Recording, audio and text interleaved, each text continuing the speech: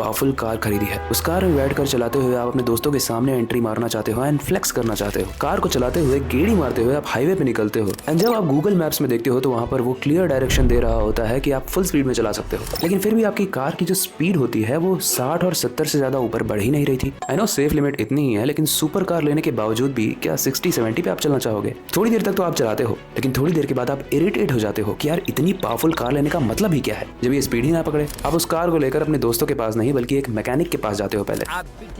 लेकिन गाइस यहाँ पर एक ट्विस्ट आता है। जब मैकेनिक उस कार को देखता है तो वो बोलता है कि कार में तो कोई दिक्कत है ही नहीं, इंजन भी एकदम फर्स्ट क्लास है और ये कार बहुत अच्छी है, लेकिन इस कार की हैंड ब्रेक को आपने लगाया हुआ था जिसकी वजह से ये स्पीड पकड़ नहीं पा रही थी।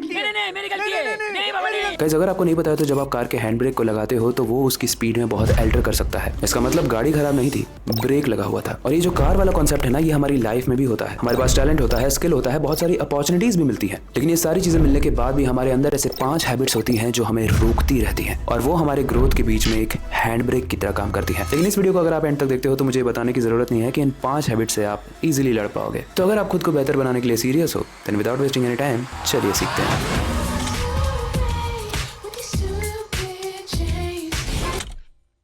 देखो आई नो कि आप चेंज तो होना चाहते हो, लेकिन कहीं ना कहीं रुक जाते हो। एंड ट्रस्ट मी, अगर आज की वीडियो आप देख लेते हो तो बहुत तगड़ा बदलाव आने वाला है। इसलिए मैंने इस वीडियो को बहुत ज्यादा रिसर्च करके बनाया है। हर बार वीडियो के बीच में बोलता हूँ, लेकिन इस बार वीडियो के स्टार्टिंग में बोलता हूँ इस वीडियो को लाइक कर दो। आई मीन अगर आप ऑब्वियसली सीरियस हो। बाकी वीडियो को हमने और ज्यादा इंटरेस्टिंग बनाने के लिए हमेशा की तरह 3 चैप्टर्स में डिवाइड किया है, जिसमें से सबसे पहला चैप्टर है fear of visibility.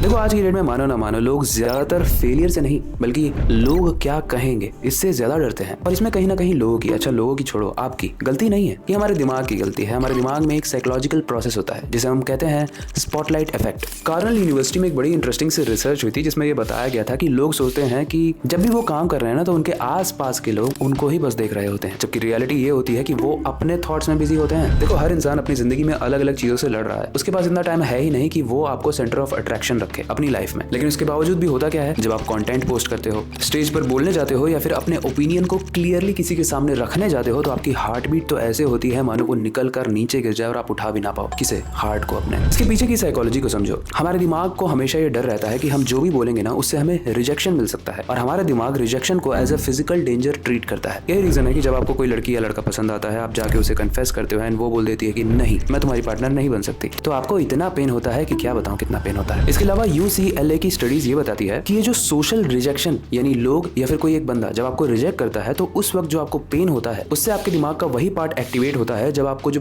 Physical pain होता है तब वो एक्टिवेट होता है। मतलब आपका जो एक्सीडेंट हुआ है, फिजिकली आपको चोट लगी है, उसके इक्वल पेन होता है एक रिजेक्शन का पेन। तो दर्द काहे ना हो भैया, ऐसे में तो आप बोलोगे ना साला ये दुख का खत्म नहीं होता बे। और यही रीजन है कि हमारा ब्रेन बार बार सेफ रहना चूज करता है या फिर वो अपने एफर्ट्स को हाफ कर देता है। इससे आपके पास एक जस्टिफिकेशन होता है कि अगर मैं फेल हो भी गया ना तो मैं अपने आप को जस्टिफाई कर दूंगा कि ये मेरा बेस्ट नहीं था। और इससे आपका दिमाग तो आपको सेफ रख रहा है लेकिन आप अपने ईगो को भी प्रोटेक्ट कर रहे हो। लेकिन हियर इज द प्रॉब्लम, ये चीज आपको कंफर्टेबल तो रखती है लेकिन कंफर्टेबल लोग ग्रो नहीं कर पाते हैं। ग्रोथ का मतलब ही है लोगों का सामना करना, जज होने देना खुद को, गलती करना लेकिन आगे बढ़ना। आप सिर्फ इसलिए नहीं रुक रहे हो क्योंकि आप केपेबल नहीं हो, आप इसलिए रुक रहे हो क्योंकि आपका ब्रेन आपको एम्बैरेसमेंट से बचा रहा है। ट्रस्ट मी, जितने भी लोग ग्रो करते हैं ना वो कहीं ना कहीं बेशरम ही होते हैं। आई मीन ग्रोथ के लिए बेशरम बनना पड़ता है। मैं नहीं कह रहा हूँ कि कपड़े उतार के नाचने लगो। आई मीन बेशरम इन द सेंस कि सामने वाला क्या बोल रहा है आपको फर्क पड़ना बंद हो गया है। देखो ये तो हो ही नहीं सकता कि आपको ये वीडियो इंटरेस्टिंग नहीं लग रही है, और अगर लग रही है तो इस वीडियो को लाइक कर दो ताकि YouTube को पता चले कि ऐसी smart, interesting and knowledgeable videos आप देखते हो। बाकी अगर आपको ये वीडियो अच्छी लग रही है तो ऐसी और इंटरेस्टिंग वीडियोस हमारे सीखो ऐप पर अवेलेबल है, उसे जाकर डाउनलोड जरूर करना। अब आते हैं चैप्टर 2 पे जो है procrastination equals to emotional avoidance.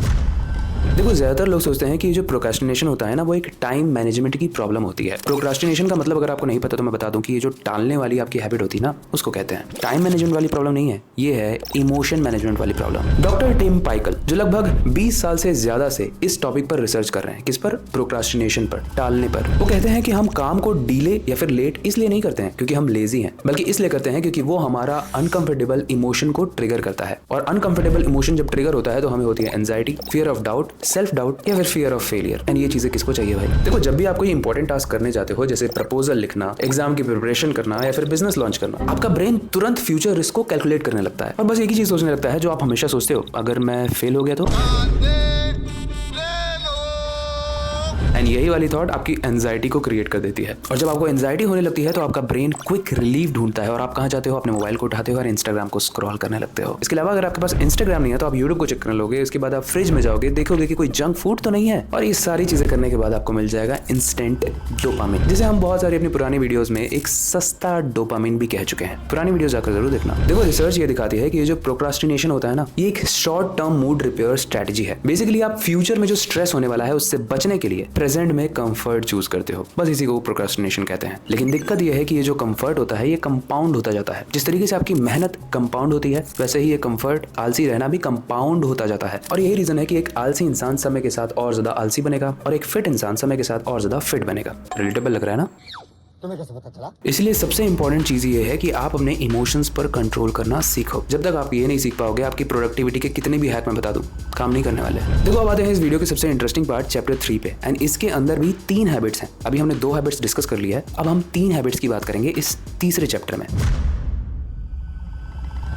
तीसरी हैबिट है परफेक्शनिज्म। देखो ये जो परफेक्शनिज्म है ये बाहर से डिसिप्लिन जैसा दिखता है लेकिन अंदर से फियर क्रिएट करता है। और इसका रीजन सिंपल है, जो भी लोग परफेक्ट टाइम का वेट करते हैं या फिर परफेक्ट सिचुएशन का वेट करते हैं या फिर परफेक्ट होने का वेट करते हैं, वही लोग ज्यादा प्रोक्रास्टिनेट करते हैं। इसलिए अक्सर आप देखोगे कि ये जो परफेक्शनिज्म होता है और ये जो प्रोक्रास्टिनेशन होता है ये आपस में लिंक्ड होता है एंड दोनों ही पी से स्टार्ट होते हैं। आई मीन देखो ना, आप कितने दिनों से सोच रहे थे कि आप यूट्यूब वीडियो स्टार्ट करने वाले हो, लेकिन आप सोचते हो कि मैं तो सही से बोलता ही नहीं हूँ, मुझे तो स्क्रिप्टिंग ही नहीं आती, मुझे एडिटिंग ही नहीं आती, मैं परफेक्ट नहीं हूँ, चलो छोड़ देते हैं। फिर उसके बाद आप बिजनेस स्टार्ट करने की सोचते हो एंड उसमें भी आप सेम बहाने देते हो। कोई प्रोजेक्ट स्टार्ट करने की सोचते हो, उसमें भी आप सेम बहाने देते हो। एंड ऐसे में बस आपसे एक ही चीज कहना चाहूंगा कि अगर आप सही समय का वेट कर रहे हो तो वो अभी राइट नाउ इस वीडियो के बाद से है। जो भी चीज आप करना चाहते थे वो इस वीडियो के बाद से उस पर काम करना शुरू कर देना। देखो एक इंसान जो परफेक्शनिज्म पे बिलीव करता है उसका रियल मोटिव ये नहीं होता है कि वो एक्सीलेंट करे, उसका रियल मोटिव ये होता है कि वो क्रिटिसिज्म से बचे। एंड ये चीज कॉमन होती है प्रोक्रास्टिनेशन में भी। बहुत कम लोग इस परफेक्शनिज्म वाले हैबिट को समझ पाएंगे, लेकिन जो लोग समझेंगे वो आगे बढ़ेंगे। अब आते हैं चौथी हैबिट पे, जो है द अपर लिमिट प्रॉब्लम। आपने कभी ना कभी ये नोटिस किया होगा ना कि आपकी लाइफ जब स्टेबल होने लगती है तो आपके ही हाथ से या फिर पैर से कुछ ऐसा हो जाता है जिससे सब कुछ डिस्टर्ब हो जाता है। आपकी डेडलाइन मिस होने लगती है, अननेसेसरी फाइट्स होने लगती है, या फिर एकदम से आप डिस्ट्रैक्ट हो जाते हो, जो काम अभी तक आप कर रहे थे अच्छे से वो कर नहीं पाते हो। एंड ये कोई कोइंसिडेंस नहीं है। साइकोलॉजिस्ट गे हेंड्रिक्स ने इसे द अपर लिमिट प्रॉब्लम कहा है। उनके अकॉर्डिंग हर इंसान के पास एक इंटरनल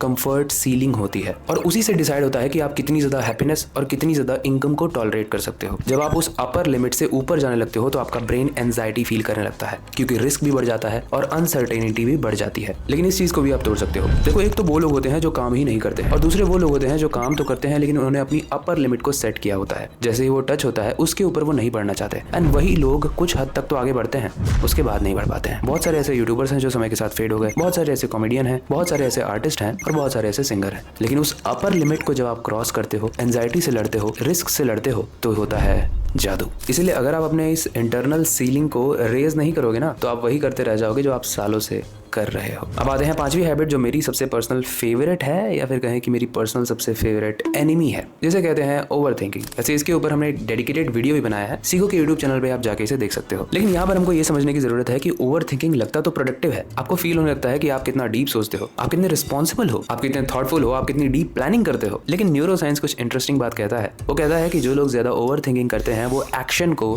थॉट से रिप्लेस कर देते हैं। नहीं समझ में आया तो फिर से बताता हूँ। कोई चीज जो आपको परफॉर्म करनी है आप वो परफॉर्म नहीं करोगे, बस सोचते रह जाओगे। इसीलिए कहा जाता है ना कि stop thinking start doing. Psychologist इसे एनालिसिस पैरालिसिस कहते हैं। देखो जब आपके पास बहुत सारे ऑप्शंस होते हैं तो आपका ब्रेन डिसीजन नहीं लेता है, वो फ्रीज हो जाता है। कोलंबिया यूनिवर्सिटी में एक रिसर्च भी हुई थी जिसमें 6 लोगों को लिया गया और उन 6 लोगों में से 3 लोगों को बहुत ज्यादा ऑप्शन दिए गए कपड़े खरीदने के। उसके अलावा जो बाकी के 3 लोग थे उनके पास बस 2 ही कलर के क्लोथ्स थे। जो सेकंड वाला ग्रुप था उसने जल्दी से कपड़े चूज किए, जो फर्स्ट वाला ग्रुप था वो बस डिस्कस ही करता रह गया कि मैं कौन से कपड़े लूं। यही हमारी रियल लाइफ में भी होता है। अपने आपको बहुत सारे ऑप्शंस मत दो, कम ऑप्शंस दो, लेकिन क्वालिटी वाले ऑप्शंस दो। याद रखो ओवर थिंकिंग बस आपको इंटेलिजेंट फील कराता है, लेकिन जब आप एक्शन लेते हो तो वो आपको ग्रो करवाता है। देखो इस 3 चैप्टर्स में हमने 5 इंपॉर्टेंट हैबिट्स डिस्कस कर लिए। अगर आपने वीडियो को अच्छे से देखा होगा तो आप बहुत ग्रो करने वाले हो इसके बाद। लेकिन वीडियो इनकम्प्लीट है विदाउट कंक्लूजन। देखो इन 5 ये हैबिट्स में एक चीज कॉमन है। ये सारी हैबिट्स आपको बताती हैं कि आप लेजी नहीं हो, बस आप एक्शन नहीं लेते हो। और वो इसलिए होता है क्योंकि साइकोलॉजिकली आपका ब्रेन आपके कंफर्ट जोन को प्रोटेक्ट कर रहा है। आई मीन हमारा एवोल्यूशन ऐसे ही हुआ है, हम हमेशा कंफर्ट में ही रहना चाहते हैं। इसलिए तो जब ज्यादा इंसान पैसे कमाता है तो